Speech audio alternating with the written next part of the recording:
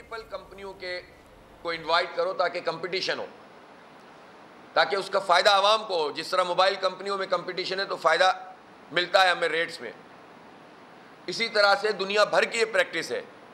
ये इतने बड़े बड़े जुगादरी साखदार जैसे लोग जो अपने आप को मईशत का पता नहीं क्या समझते हैं, वो तो जो हाल हुआ है वो हुआ है, और चाहे उनके हों या किसी भी हुकूमत के हों, सबका यही हाल है कि वो के इलेक्ट्रिक के आगे झुक जाते हैं और उसके खिलाफ कोई कार्रवाई भी नहीं होती और उनका लाइसेंस भी कैंसिल नहीं होता। अब अगर इनका लाइसेंस कैंसिल नहीं हो रहा तो इसकी ज़िम्मेदार कौन है? इसके ज़िम्मेदार नून लीग है, इसकी ज़िम्मेदार पीपीपी है और इसकी ज़िम्मेदार एमक्यूएम है। ये तीनों वफाकी हुकूमत में और सूबाई हुकूमत भी पीपीपी की है और ज़ाहिर है कि एमक्यूएम का अरेंजमेंट भी है इनके साथ।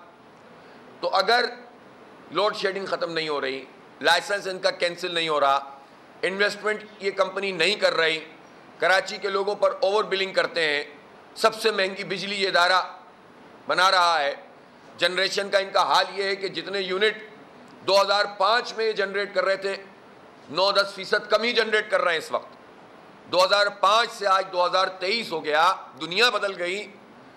18 साल में बजाय इसके कि बिजली ज़्यादा बनाना शुरू करते, तकरीबन 10% कम बना रहे हैं 5 के मुकाबले में, जबकि इन्हें उस वक्त 2005 में तय हुआ था कि तकरीबन $370 बिलियन की इन्वेस्टमेंट करनी थी इनको, जो इन्होंने नहीं की थी, 3 साल में करनी थी। तू की जाने यार अमीरा, रोटी बंदा खा जाती है।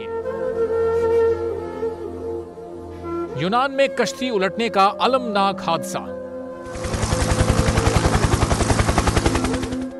उदास आंखें, चेहरों पर मायूसी, दिलों में अब भी प्यारों के बच जाने की आस।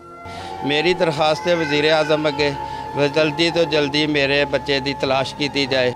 गम की इस घड़ी में बोल रहा अपनों के साथ, सहाफती फराइज को निभाते हुए पहुंचाई हर खबर अवाम तक। और यूनान में महाजरीन के जहाज को हादसे के बाद अब रेस्क्यू ऑपरेशन खत्म हो चुका है।